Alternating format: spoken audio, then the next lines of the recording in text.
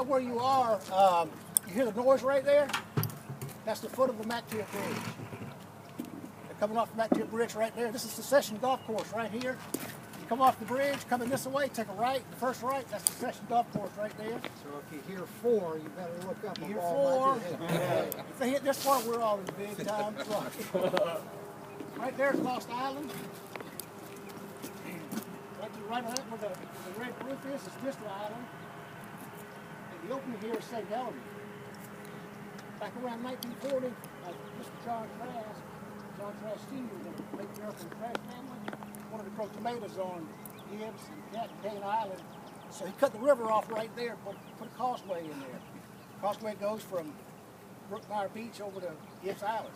So this river used to come through here and go right back out, right by the bridge right there. But since 1940, there was no regulations back in those days. Mr. Trask cut a bunch of dump trucks and a big old crane and just cut the river off. That's perfectly fine with me because there's no traffic back here nowadays.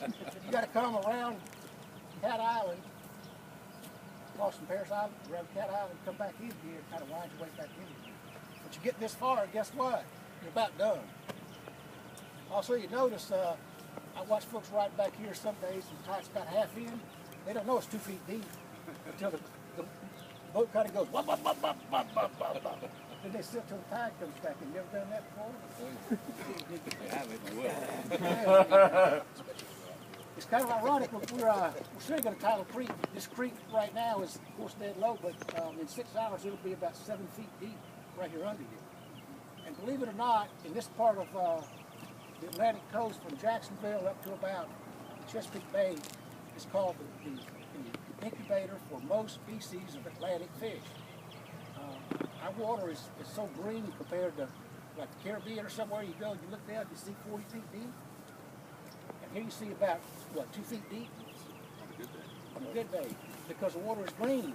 You know why it's green? Nutrients. Nutrients. It's full of plankton and all kind of good things to eat. And the oyster bivalve is a filter feeder.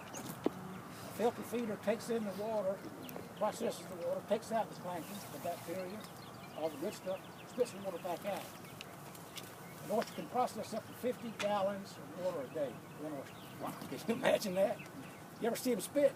They spit all day. They spit all day because they take water in, spit water out. If you kayak today, I want to challenge you something because this river is a harvest river for the county, and I think this is about the only live reef left in this river. I think the rest are gone. And this reef left about 6 years ago. Trask and Charleston came in here and cleaned it out. And by cleaning it out, when they harvest, they don't just take the harvest oysters, they take the seed oysters in the bottom. When you take the seed oysters in the bottom, guess what happens? Nothing comes back. So you ride this river today, I'll challenge you to find a reef looking like this. I don't think you'll find one back there anymore. You might go 5 miles and not find one.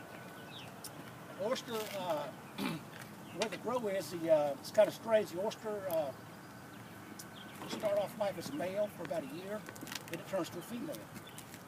And if the reef needs more of one or the other, they'll change back and forth. And they spawn, they broadcast spawn. Broadcast spawn means the female puts out about 1 million eggs per oyster. Sometimes 2 million, she's a big oyster, about 1 million eggs. The male puts out about 1 million sperm and they just float around. And about 1,000 out of 1 million find each other. And there's your oyster. And when they find each other, they float for about 3 weeks in the column back here, the water column going back and forth, eating all this rich plankton. Then they grow a foot at about 3 weeks, and the foot looks for a substrate to attach to the growth. And the favorite substrate for a foot is, guess what? Oyster shell. Another oyster. See those clusters out there? Clusters where the mother oyster's in the bottom is the substrate for the new spat. A spat, 3-week-old oyster is called a spat. He'll hook his foot onto a bigger oyster, and he'll grow right on up. He'll mature in about 1.5 years. The first year he's a male, second year he's a female. At about, if we harvest this reef right here today, which we're going to do, it'll look pretty messy. But if we harvest it right, you come back here next year, it'll look just like that. It'll come right back. Because the way you harvest is this. Look at the oysters, and you notice that they're all attached one to another. You take your hammer and your glove and you hold the oyster on top, the ones that are sticking up like ears, I want to harvest all of those. Okay, the ones I want to leave are the ones in the bottom. So you take your hammer, or you take your hand and just shake it, and take all the oysters off the top. All the way back in the creek, there's some back over here as well. I want to pick about 25 buckets. That'll give us about 12 bushels, something like that. And that'll be enough. Anybody have any questions about how do we, what we're going to do, or anybody need help, or? Does this, you say it'll come right back and look the same, do they not grow or expand? Do they Expand right on out.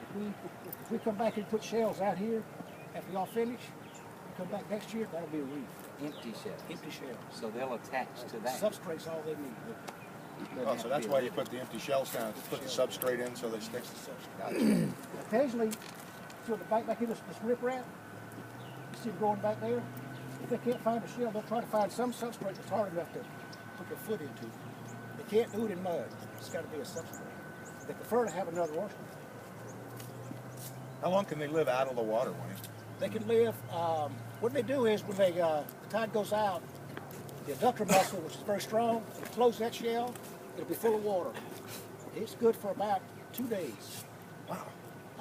Unless it gets too hot. Now, you think in the summertime, it's 95 degrees outside, these guys are out here, steaming. You think it's going to ruin the oysters? They're cool inside. No problem at all. Really? No problem at all. And of course, they don't need to last 2 days because the tide's coming back. That comes back in. That's correct. And I think, and most of us think the reason our oysters taste so good is they're intertidal. Most oysters are not intertidal. They stay in water all the time. You take these big old rake-looking things. You ever seen them? Mm-hmm. Like a clamshell. You go around the bottom and try to pick them up. Well, our oysters, believe it or not, are intertidal, which means they stay out of the water 6 hours, coming and going. And that makes for a better oyster.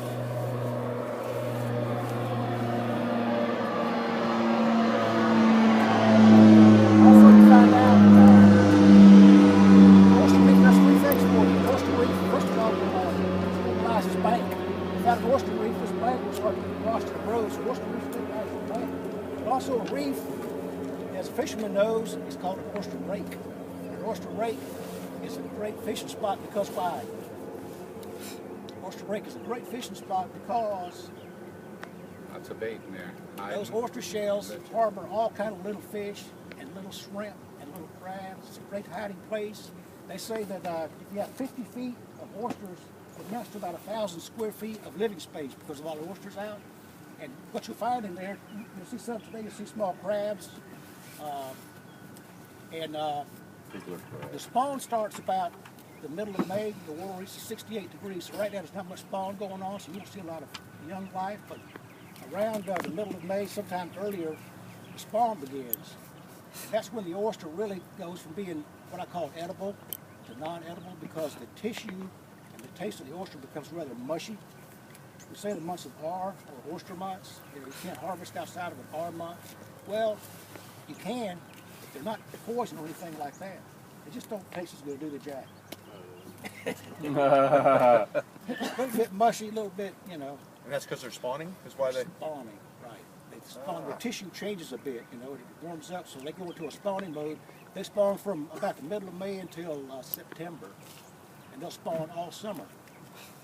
You come back here, when I was growing up, my favorite afternoons would be take a seine net out here, it's about a foot deep out there, take a seine net, like a 20-footer, and pull it about 50 feet and go up on the bank. You won't believe what you find in the net. You find grouper, you find snapper, you find bass, you find trout, you find crabs, you find shrimp, you find jellyfish, starfish, I mean, you name it, it's in the net because it's all back here floating around. It's a seafood platter. All summer. All summer. When the shrimp are back here in the fall, I catch shrimp, but when they get about that big, they leave my creek. They want deeper water, so they stay until they're about that big. And one day you'll have, all you want out here. The next day you look around, there's not a shrimp in the place. They just, when one leaves, boom. Wow. I cover your quail, they all leave. Follow the lead. Now we in going in there and harvesting, we're not damaging any ecosystem or anything. Don't worry about where you walk. Just go out there and start on the edge. And here's what happens when you harvest. When you harvest, you're looking down, and you think you've already got them.